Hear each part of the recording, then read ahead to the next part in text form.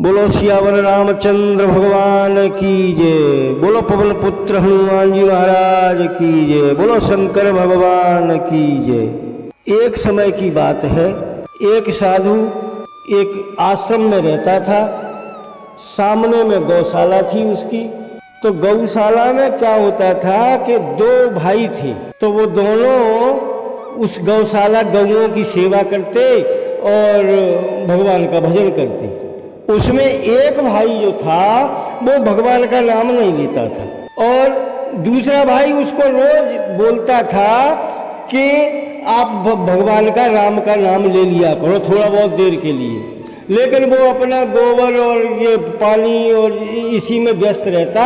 एक जो बड़ा भाई था वो हमेशा यही बोला करे उससे, छोटे भाई से, कि राम का नाम आधा घंटे जप लिया कर, लेकिन वो राम का नाम बिल्कुल नहीं लेता था। तो अब हुआ क्या, एक दिन वो बोला कि अपने छोटे भाई से कि राम का नाम ले, राम का नाम जप ले थोड़ी देर बैठ के, मैं करता हूँ तेरा काम। वो बोला कि मेरे को नहीं जपना राम का नाम, तुम अपना जपो जाके, जपना है तो। अब हुआ क्या, एन केन प्रकार उसकी मृत्यु आ गई। मृत्यु आ गई, यम के दूत उस आदमी को लेने आ गए।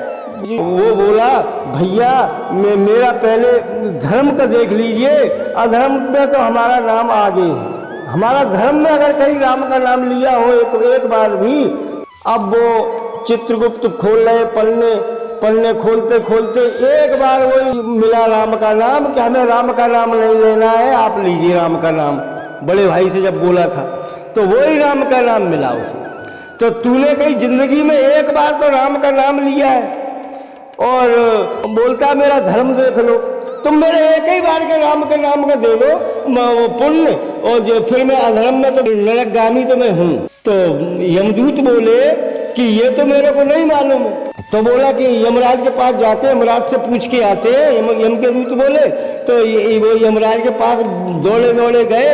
यमराज को सारी कथा विस्तार से बताई कि एक बार के राम के नाम का क्या दंड दूं मैं, कि क्या फल दूं मैं।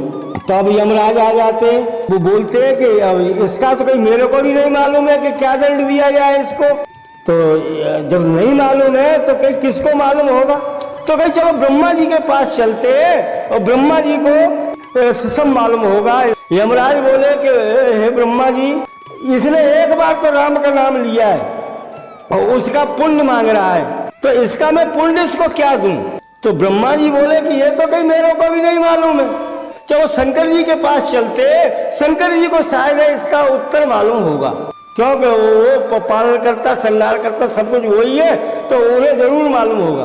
तो शिवलोक में जैसे ही पहुंचते हैं, ब्रह्मा जी और शिव जी से प्रश्न कर रहे हैं कि एक बार के राम के नाम का क्या हम दें इसको। इसका जो पुण्य है, खाली एक बार के राम का नाम इसने लिया है जिंदगी में है, और इसका ये फल मांग रहा पहले जीवात्मा। जब पहले फल मांग रही है तो इसको पुण्य का फल पहले दिया जाए। तो एक बार राम का नाम इसने लिया है और कहीं इसका राम के नाम का उल्लेख ही नहीं, सब अधर्म ही अधर्म है, वो उल्लेख नहीं। तो शंकर जी बोले कि इसका तो मेरे को भी नहीं मालूम है कि क्या इसको दिया जाए फल एक बार के राम के नाम का। तो शंकर जी, ब्रह्मा जी और तीनों यमराज से बोले कि अब चलो विष्णु लोग चलते हैं, नारायण से पूछते चल के वहां इसका हल मिल जाए। जब जीवात्मा को लेकर पहुंच गए वहां, तो शंकर जी कहने लग गए नारायण से कि हे नारायण, ये जो है जीवात्मा, ये खाली अपना पुण्य का फल मांग रही है और इसने खाली एक बार राम का नाम लिया है, बाकी इसका सब कुछ खाली है, अधर्म के नाम से इसका भरा हुआ पूरा पन्ना। अब इसको एक बार के राम का नाम का हम क्या दें इसको। तब तक क्या होता है, वो जो जीवात्मा थी और नारायण के चरणों को पकड़ लेता है। नारायण के जब चरणों को पकड़ लेता है, वो कहता है कि हे प्रभु, हे दयालु, हे कृपानिधान, अब हमें कहीं मत भेजना, अब हम आपके चरणों में पड़ा हूं। तो चरणों में पड़ा है और इधर क्या होता है, कोटि कोटि मोले जतन कराई, अंतरा में कहे आवत लाई। ऋषि मुनि करोड़ों करोड़ों यज्ञ कराते हैं, करोड़ों करोड़ों हैं, करोड़ों करोड़ों पूजा करते हैं, लेकिन अंत में जब मरते समय उन्हें राम का नाम नहीं आता है। और ये साधु का एक भक्त आज जो एक बार के राम का नाम लिया है वो आज विष्णु लोक में पहुंच गया है, नारायण के चरणों में पड़ा है और अपनी मुक्ति मांग रहा है। तो नारायण उसको अपने लोक में रख लेते हैं, अपने शरण में रख लेते हैं। साधु के भक्त को मुक्ति मिल जाती है, जन्म जन्म के आवागमन से मुक्त हो जाता है। बोलो सियावर रामचंद्र की जय, बोलो पवन सुत हनुमान जी महाराज की जय।